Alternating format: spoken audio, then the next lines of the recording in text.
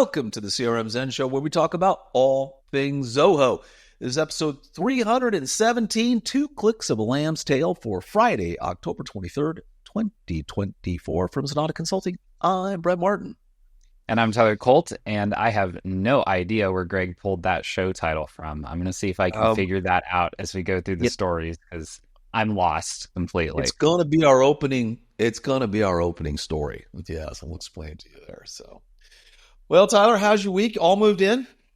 Mostly moved in. Yeah, mostly. A couple rooms of shame where there's a bunch of boxes and things all over the ground, but yeah, mostly good to go. So you got your guest room all dialed in? Because I'm going to be out there Not even a little bit. Yeah, not even a little bit. I have some family coming to town, and I thought they were getting here this evening. They're getting here this morning, so I'm going to have to immediately go set that up.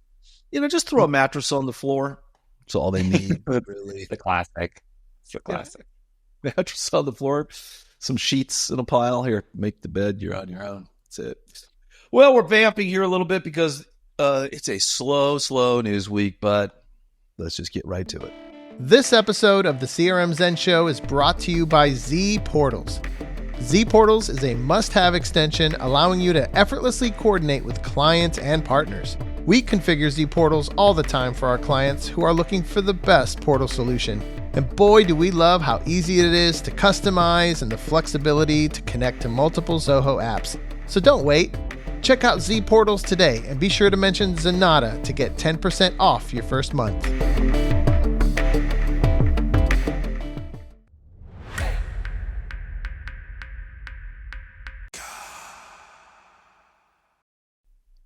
Alrighty, let's get right on into it. This is where our title comes from. You can now convert a CRM dashboard into a presentation in just 2 clicks of a lamb's tail. So you know the saying 2 shakes of a lamb's tail? Do you know that saying? I don't think I've ever heard that in my life. That's where it came from, which is like 2 shakes of a lamb's tail, like really quick. I don't know where. Okay. I don't know where it came from, man. So hey, Tyler, I played with this morning. Basically go into dashboards. So you think when I first read it, I thought, this is, you build your dashboard on the homepage. No, this is it's the dashboards tab. So if you built out a dashboard on the dashboards tab, you can go there and click create a presentation. What it does is it gives you a Zia notification, and then you can view it in Zia. And it kind of gives you this little view. And kind of looking like Show. Yeah, it looks like Zoho Show in there. Well, and if you want to, you can open it in Zoho Show. And then when you open it in Zoho Show, you can't do anything. It says anything you do in Zoho Show will be reflected on the Zia one as well. But here's how it went. I did it. It created a title screen and an end screen and 23 blank screens in the middle. And then I redid it, and it did it correctly. So I don't know what happened the first time. And Machine then I learning. went to view it in Show. Yep. Then I went to view it in Show, and I couldn't edit it. But all it's really doing is taking images and just doing full screen images on all the slides, right? Which is all it can do. But it's nice, I guess, if you had to do a quick presentation, you had a dashboard, you wanted to just, rather than having to go in and do screenshots and build it yourself, it's kind of a quick way to make JPEGs and put it all together in, 2 shakes of a lamb's tail, just like that, boom. Yeah, very nice. You got it. I guess this is similar to what they did with embedding. Kind of similar to how you can embed an analytics report in a Zoho Show document, and it'll keep it updated and keep it live. Kind of a simple version if you're just using the CRM dashboards. It's got to be CPU intensive though, because it's 10 presentations per month, right? Yeah, per user per month. Per user per month. I imagine just because the CPU to make all those JPEGs, which is what it's doing. All of the images, but there it is. You can convert CRM dashboards into presentations, which are 2 clicks, and it's available pretty much everywhere. So, slow news week. Did I mention that? Moving right along. Wow. Here is, you talk about stretching for effect. Over in Zoho Recruit, you now can set your compose email settings. What does this mean? You can set the font and the font size for all your emails. That's it. But this is a very, very long blog post letting you know you can set those things as defaults. But it is nice to have. It really is. They have this in CRM as well. Several other applications. So nice to be able to consistently brand, right? Make sure your font is across the board, sizing, all that stuff that you like. So pretty minor, but definitely a nice one. Yeah, you just want consistency, right? Across the board with all your stuff. All right. And moving right along. If you're a Bigin user, you have got a lot of additional permissions now around the pipelines that you're building, and you now can take them right down to the user level. So that is before. Nice. Yeah, this is a nice one. I mean, the main way that Bigin works is basically by organizing different pipelines, right? So you might have a sales one that kicks off into an onboarding one, which kicks off into, another. And you'll have different people with different roles and responsibilities within each of those pipelines.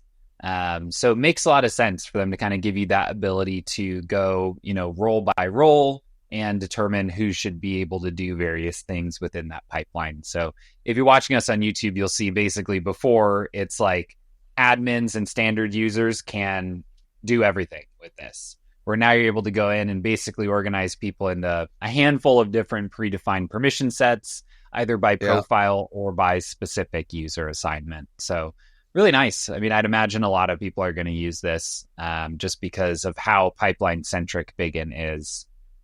Yep. It is a nice feature.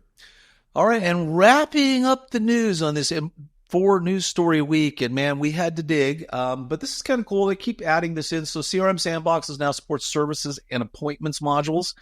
So these were, kind of breakouts of the of tasking and all the other things that got done. So that's kind of nice. I didn't realize it wasn't supported, but I would imagine that that's kind of a pain that these weren't supported in the past, because if you were using them, this is something you probably want to sandbox. So. Oh, totally. I know you just did a video on it.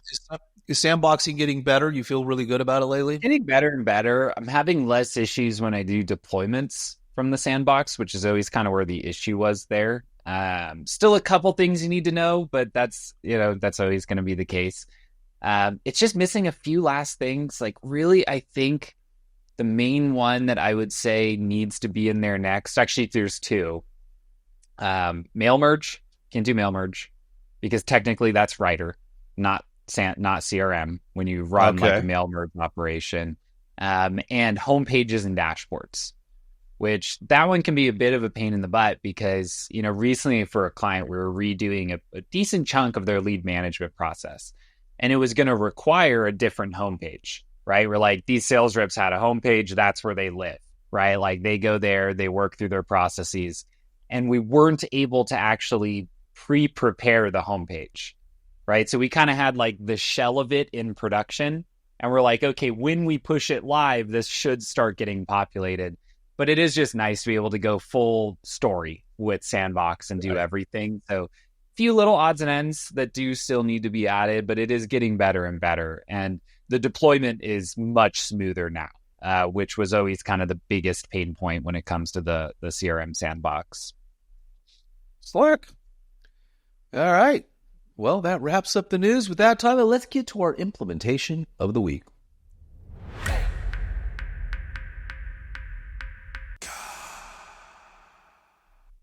All right, so this one built out by the team here is around Zoho inventory, invoicing as shipments are going out. This is built by Landon and Jason on the Zenatta team. So a lot of the times we kind of do the reverse of this process where, an order comes in inventory, it creates that sales order, client sends out an invoice, and when that invoice gets paid, we're ready to package up and ship the product. So a lot of the times we're kind of going from invoice to package. In this case, it's a little bit different where the client will actually invoice once we've made a shipment, right? So kind of the inverse of that process. There's also a significant use case here where a decent amount of products are going to be back ordered. And so we actually want to be able to invoice for partial shipments of an order, right? They might order 5 SKUs. We have 3 in stock. We're going to ship those out right away. The other 2 are going to be in next month.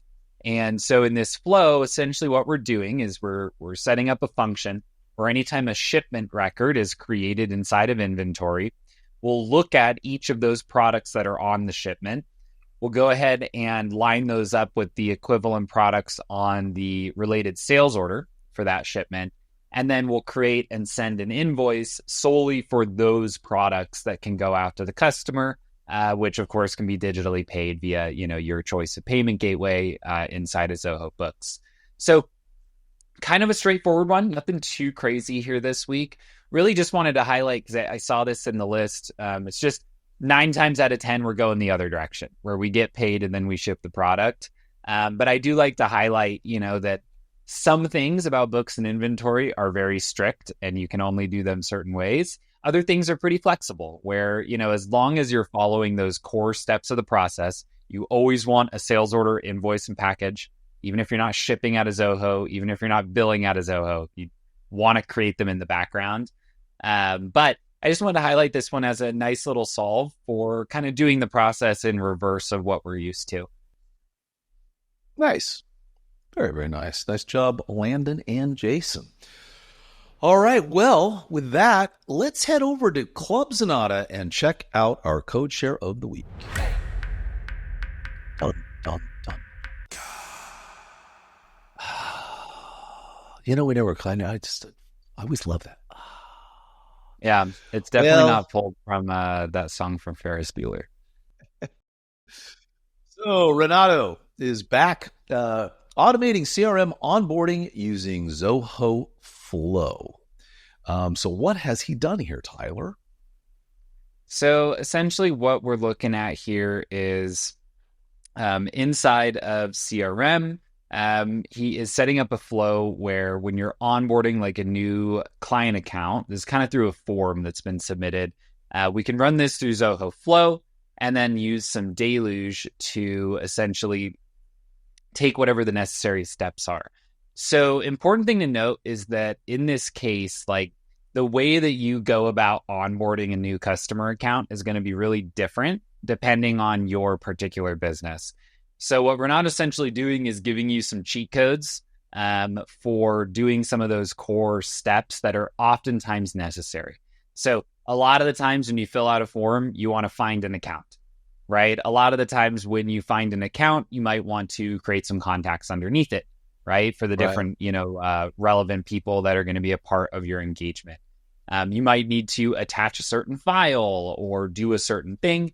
So he's essentially just giving a roadmap here of a handful of those really common actions that we take as part of onboarding processes. You're going to need to click these together in the order and specifics that actually make sense for your business, but should be a bit of a cheat code to get you around some of those more annoying steps, like handling the attachments, which is always just kind of a bit of a pain. So yeah, nice code share from Renato. This is one where you'll need to apply some of your own knowledge. Like sometimes we put out a code share and it's like, yeah, just copy paste that thing and turn it on. You're good to go. This is one where these are like tools in a toolbox. You're going to need to put together the structure though, to really make it do what you need it to do. Nice. Very, very, very nice. Hey, if you don't know, Club Zenatta, we call it Club Z because Zenatta's got too many syllables. That's our online community. And if you head over there, well, you will find other like-minded Zoho users that are just talking about Zoho and, things, problems they're having, solutions they've found, all that kind of stuff. And all we require is an email. It's club.zenatta.com. And if you head over there, like I said, you can participate in our community. We have all our code shares there. You drop in things we noticed. Say, hey, did anybody notice this? And, because sometimes Zoho doesn't really let you know for a while, but they go ahead and they change things. Also, all the news is added in real time, or at least it was, but it looks like it's not being added anymore. Hasn't been anything since August 1st. But usually we add the news here in real time, so you can kind of follow along as we go. You can put your Q&As in for Azaz, all that kind of stuff. Anyway, that is all over at club.zenatta.com. And we would love it if you would join our community and participate. All we ask for is an email. And with that, let's head over to our main website, Zenatta.com, and check out our blog of the week.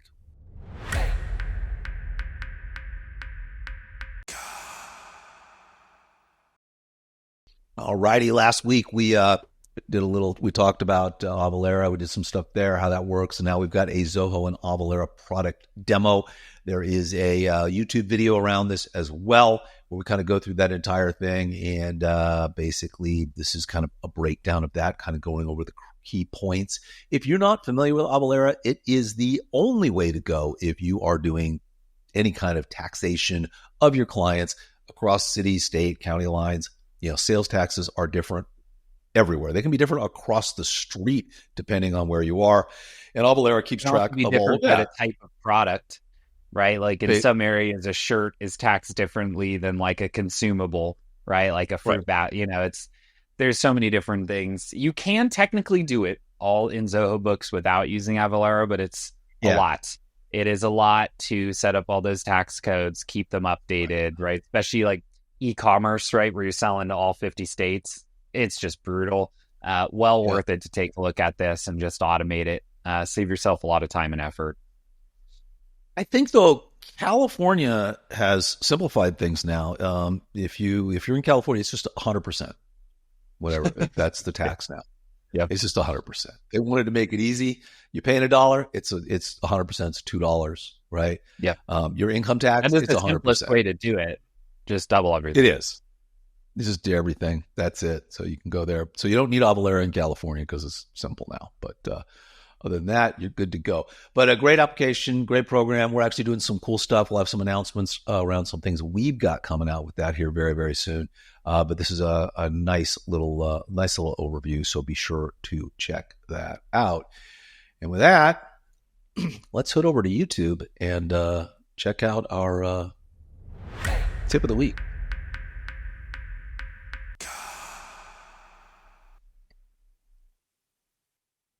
Tyler, hard at work, I see. Lead conversion. Now we're talking easy fix. What was broken? Well, so this is actually, I've been making some videos lately just based on the types of questions I've been getting on some of our, intro and sales calls. And I had a couple over the last few weeks that just offhandedly mentioned, and I've got this issue. We're going to convert leads. Not all the data makes it across. And on those sales calls, I'll actually just pull up the screen and I'll show them exactly what's in this video. Right. So I thought, might as well just get one out there. I realized on our channel, we didn't really have anything, just going step by step through this. So essentially, I show how to look at the fields you've already got and make sure those are mapped over. I also show that little trick, right? Where when you add a field to a lead, you can automatically add it to the other modules and map it for conversion. So just a quick video, nothing crazy. This is definitely one that it's a do-it-yourselfer, right? You can absolutely just follow along with this and handle this in your account. So I thought it would be just good to make a video on it. I've been seeing more questions, and I feel like it was one of those areas where we just didn't have one of these little step-by-steps for it. So hopefully everybody finds that useful. Very nice. Very, very nice. All righty. Well, if you don't know, YouTube is where we keep all of our videos. You can also find them on over at Zenatta on our resource library. But we produce so much content, anywhere from 3 to 5 videos a week, all around Zoho. It's all we do, and we would love it if you would head over to youtube.com/Zenatta and subscribe to our channel.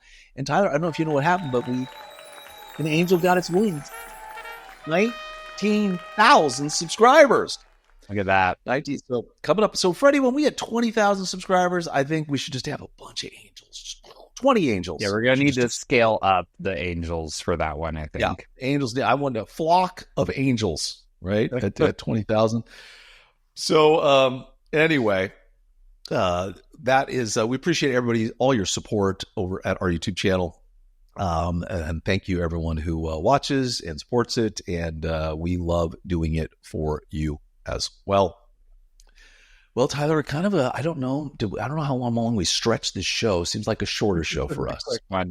This was a quick one. Not a lot of stories, and the stories that were there just don't have a lot of meat on the bones. You can you can only stretch a story about picking fonts and Recruit for so long, right? And I did a good job, though, man. I think that job, Yeah, it was good. Anyway, we had to make the show story. You've got a bed to build. So you're telling me the bed's in the basement?